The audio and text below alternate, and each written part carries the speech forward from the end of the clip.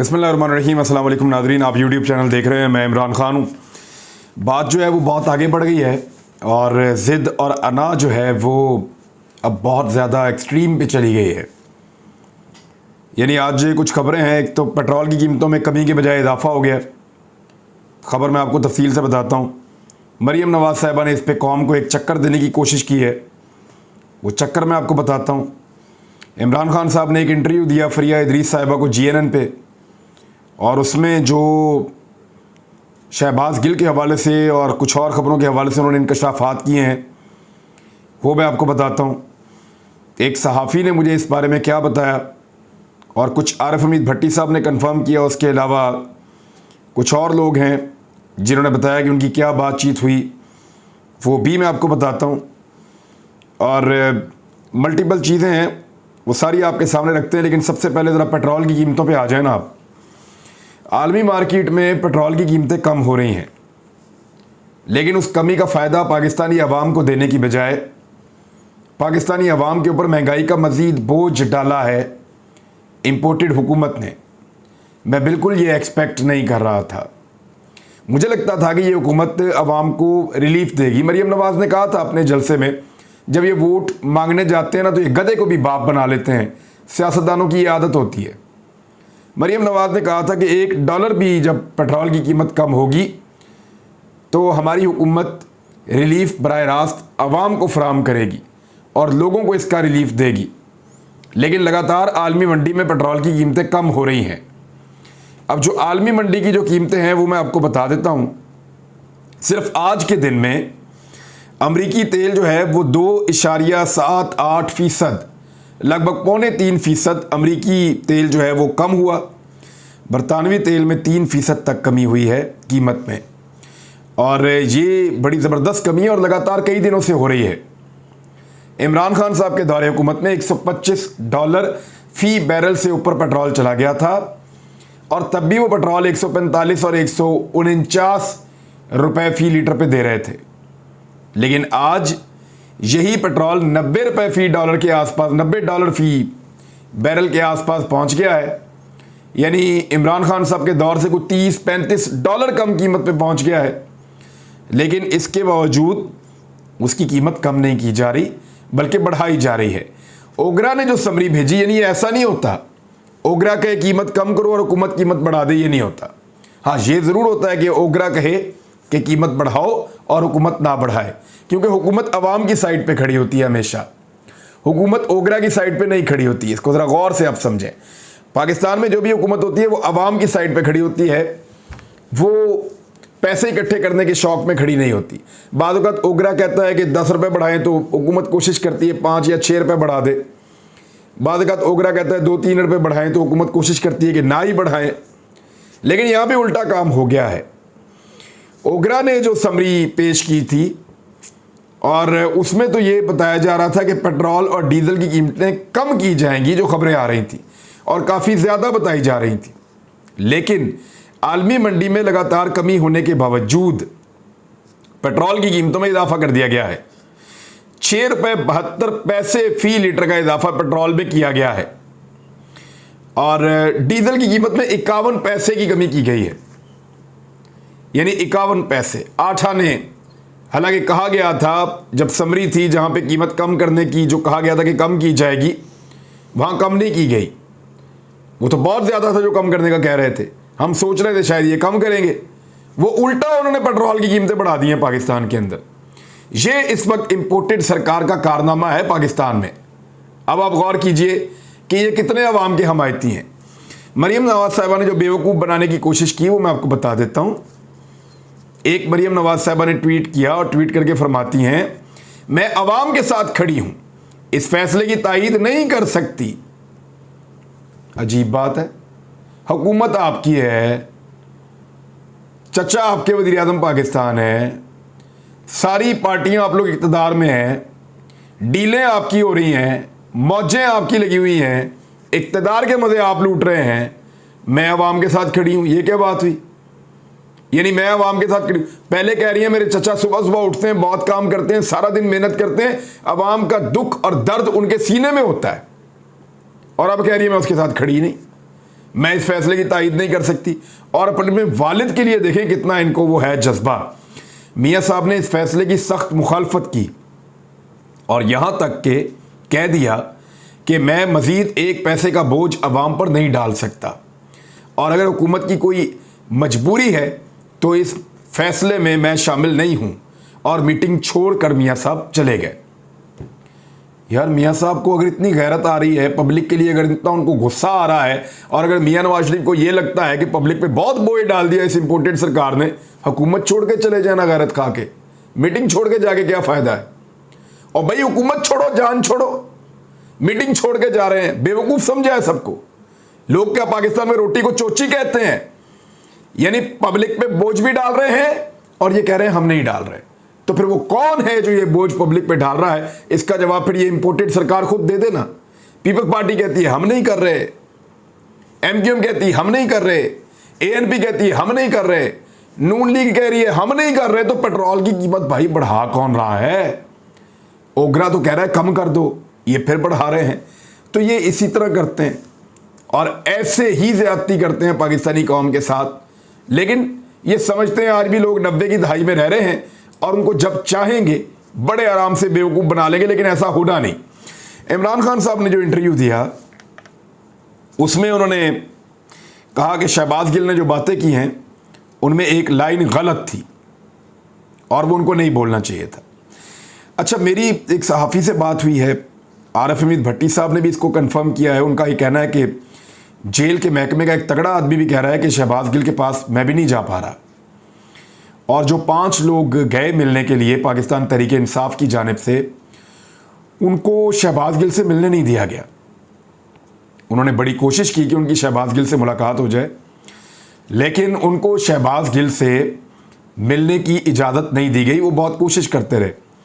अब शहबाज गिल पंजाब की एक जेल में कैद है, पंजाब का होम सेक्रेटरी है, पंजाब का आईजी जेल खाना जात है, पंजाब के ही सारे महकमे हैं, लेकिन इसके बावजूद पंजाब के कंट्रोल होने के बावजूद ये कहा गया, और मुझे एक सहाफ़ी ने बताया कि जेल के अमले ने कहा कि हम आपको नहीं मिलने दे सकते, चाहे आप हमें नौकरी से निकाल दें।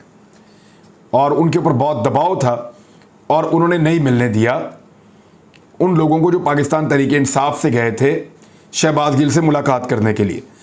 फिर मुबैना तौर पे एक शख्स जो शहबाज गिल का कोई रिश्तेदार है, वो जब शहबाज गिल को मिलकर आया तो मुझे ये बताया गया एक सहाफ़ी की जानिब से कि वो शख्स रो रहा था और उसने कहा शहबाज गिल की बहुत पतली हालत है, उसके ऊपर बहुत जुल्म सितम हुआ है, उसका बेड़ा गर्क करके रख दिया है और वो टूटने वाला है। खुदारा उसको निकालने का कोई बंदोबस्त करें या उसके ऊपर ये जो तशद्दुद हो रहा है इस तशद्दुद को रोकें। अब ये तो एक तरफ की कहानी है, हकायक जो है वो शहबाज गिल साहब बाहर आएंगे, वो आकर बताएंगे कि वाकई ऐसा हो रहा है या नहीं हो रहा। इमरान खान साहब ने कुछ एतराज़ात उठाए हैं। एक तो उन्होंने कहा कि शहबाज गिल को नंगा करके जेल में मारा गया है। ये उन्होंने लॉकअप में, अब पुलिस स्टेशन में नहीं कहा। उन्होंने कहा शहबाज गिल को कपड़े उतार के जेल के अंदर उसको तशद्दुद का निशाना बनाया गया है। और उसको पूछते हैं कि जनरल फैज़ हमीद से कब कब मुलाकात हुई, ये भी सवाल एक पूछा जाता है। फिर ये पूछा जाता है कि इमरान खान खाना क्या खाता है। इस पे इमरान खान साहब ने कहा कि 5 अफराद 2-3 महीने में हार्ट अटैक से मरे हैं, 2 महीने के अंदर अंदर। और मेरे बारे में पूछा जा रहा है कि मैं क्या खाता हूँ। वो पहले भी कह चुके हैं खाने में ऐसा जहर दिया जाता है जिससे इंसान हार्ट अटैक से मर जाता है। उन्होंने कहा 4 गवाह मर चुके हैं और 1 तफ्तीशी मर गया है, क्या इस पर कोई तहकीक हुई है।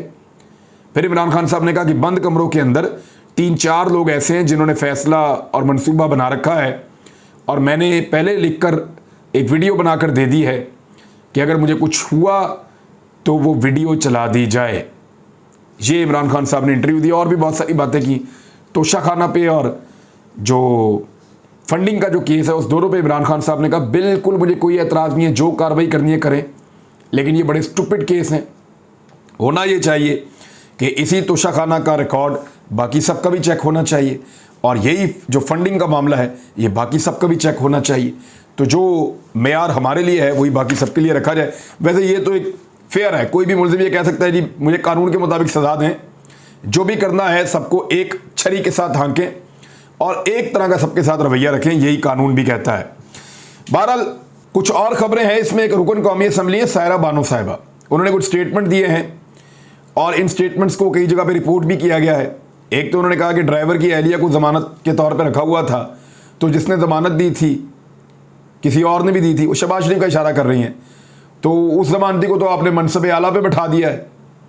फिर उन्होंने कहा कि 5वीं बार भारतीय जहाज़ की हंगामी लैंडिंग पाकिस्तान में क्यों हुई है, क्योंकि एक खबर आ रही थी कि इंडिया के राजीव गांधी एयरपोर्ट से कोई प्राइवेट जेट उड़ा है, वो कराची में उतरा है, वहाँ से कोई 12 लोगों को लिया है और वो चला गया है यूएई। तो उन्होंने ये सवाल पूछा, आज भारतीय फ़्लाइट में 12 बंदे जो गए हैं वो कौन थे और कहाँ गए हैं। अब ये सवालात तो उन्होंने पूछे हैं, मेंबर कौमी असम्बली है, मेरे ख्याल में इनका जवाब ज़रूर आना चाहिए। अद्वियात की कीमतों में दोबारा ये हुकूमत एक होशरबा इजाफा करने जा रही है और 40% तक का इजाफा जान बचाने वाली अद्वियात की कीमतों में आने वाले दिनों में हो सकता है। गरीब आदमी को बिल्कुल पीस कर और तबाह करके रख देंगे ये लोग। और ऊपर से शहबाज शरीफ साहब क्या कह रहे हैं कि IMF प्रोग्राम पर अमल दरामद के लिए माली मुश्किलात का सामना करना पड़ेगा। अभी मजीद माली मुश्किलात है जिनका सामना करना पड़ेगा। उधर नवाज शरीफ साहब की वापसी के हवाले से शाह महमूद कुरैशी साहब ने एक स्टेटमेंट दिया है और उस स्टेटमेंट ने बहुत सारे सवालात खड़े कर दिए हैं। यानी शाह महमूद कुरैशी साहब क्या कह रहे हैं? शाह महमूद कुरैशी साहब ने कहा कि नवाज शरीफ डील और सियासी अंडरस्टैंडिंग से बाहर गए हैं और उसी तरह वापस आना चाहते हैं। यानी नवाज शरीफ डील करके सियासी अंडरस्टैंडिंग करके वापस आना चाहते हैं। मौजूदा सूरत हाल में इमरान खान का बयानिया जो है वो लोगों के दिलों में उतर गया है। नवाज शरीफ की वापसी भी अगर इंतखाबात होते हैं तो कोई मुतासर कुन साबित नहीं होगी इंतखाबात में और कोई असर नहीं डाल सकेगी। नवाज शरीफ ख़राब तबीयत और इलाज की गर्ज से बैरून मुल्क गए, लेकिन हकीकत इसके बरक्स थी। नवाज शरीफ की ज़िंदगी को कोई ख़तरा नहीं था कि वो बीमारी की वजह से उनका इंतकाल हो जाएगा, खुदा न खास्ता। अब आप एक बात पे गौर करें, फ़र्ज़ करें नवाज शरीफ साहब वापस आ जाते हैं, वो क्या जवाब देंगे लोगों को? अगर कोई उन्हें पूछता है कि मियाँ साहब आप तो बहुत सख्त बीमार थे जब आप पाकिस्तान से गए थे, तो आप 34 महीने के बाद पाकिस्तान वापस आ रहे हैं, यानी तकरीबन 2 साल और 10 महीने के बाद, 3 साल के करीब आप 3 साल बरतानिया में गुजार कर पाकिस्तान वापस आ रहे हैं। आपने कहाँ इलाज करवाया और क्या इलाज करवाया? किस अस्पताल में दाखिल हुए? कितनी सर्जरीज हुई? कितने ऑपरेशंस हुए? कुछ भी नहीं हुआ। झूठी मेडिकल रिपोर्टें पाकिस्तान में आती रहीं जिनको कोई तस्लीम ही नहीं करता था। मियाँ नवाज शरीफ के लिए सबसे बड़ा प्रॉब्लम ये होगा अगर उस वक्त तक पाकिस्तान का मीडिया आज़ाद हुआ तो, क्योंकि मीडिया की आज़ादी को तो बंद किया जा रहा है। मेरा प्रोग्राम भी बंद कर दिया गया है एक्सप्रेस न्यूज़ पे। मैं उन तमाम लोगों का शुक्रगुजार हूँ जो मुझे कह रहे हैं कि वो इजहार यकजहती कर रहे हैं, इस पर अफसोस का इजहार कर रहे हैं। वो ये कह रहे हैं कि प्रोग्राम बंद नहीं होना चाहिए था, ये आज़ादी इजहार राय के ऊपर एक कदगन है। उन तमाम लोगों का बहुत शुक्रिया जो इसके लिए आवाज़ उठा रहे हैं। लेकिन मैं सवाल ये करना चाहता हूँ कि इस तरह तो ये सारा मीडिया बंद कर देंगे। ARY बंद कर दिया, जो मेन एंकर हैं जिनको लोग सुन रहे थे उन सबकी आवाज़ें बंद कर दी हैं। जो लोग अपनी मर्ज़ी की बात करते हैं उन्हीं को बोलने का हक़ है। और नवाज शरीफ के लिए, एक लाडले के लिए ऐसा माहौल बनाया जा रहा है कि जब नवाज शरीफ पाकिस्तान में वापस आए तो कोई एक शख्स भी ऐसा ना हो जो नवाज शरीफ के ऊपर तनकीद कर सके, या अगर पाकिस्तान तहरीक इंसाफ या कोई और पॉलिटिकल पार्टी नवाज शरीफ के ऊपर कोई तनकीद करती है तो उस तनकीद का ऑन एयर कहीं पे ना हो सके, उस तनकीद को कोई मीडिया दिखा ना सके। इसका बंदोबस्त करने की कोशिश की जा रही है। तो पाकिस्तान की तारीख का सबसे बड़ा लाडला कौन है? मियाँ मोहम्मद नवाज शरीफ, जिसको बार बार एनओ मिलता है, जिसको बार बार फ़ायदे दिए जाते हैं, जिसको बार बार जो है वो लाया जाता है और लाकर बिठाया जाता है। अब एक और ख़बर है, पंजाब हुकूमत कार्रवाइयाँ कर रही है, आहिस्ता आहिस्ता आगे बढ़ रही है। और जो सब इंस्पेक्टर था आबिद जट, आपको याद होगी इसकी तस्वीर, ये देख लें आप, ये जिसने पिस्तौल ऐसे करके उठा लिया था एक खातून के ऊपर और इसको वहाँ पे एक वकील भी रोक रहा था, बाकी लोग भी मना कर रहे थे, लेकिन इसने एक खातून के ऊपर पिस्तौल तान लिया था। ये बताते खुद एक जुर्म है और ये बदतमीज़ी है, तौहीन है खातून की। तो इस सब इंस्पेक्टर को नौकरी से मुबैना तौर पे फारिग कर दिया गया है। पाकिस्तान मैगजीन ने इसको लिखा है, sub inspector Abid Jat has been dismissed from his service, he pulled out a gun on a woman on 25th of May। ये उन्होंने बताया। तो जनाब ये सूरत हाल है।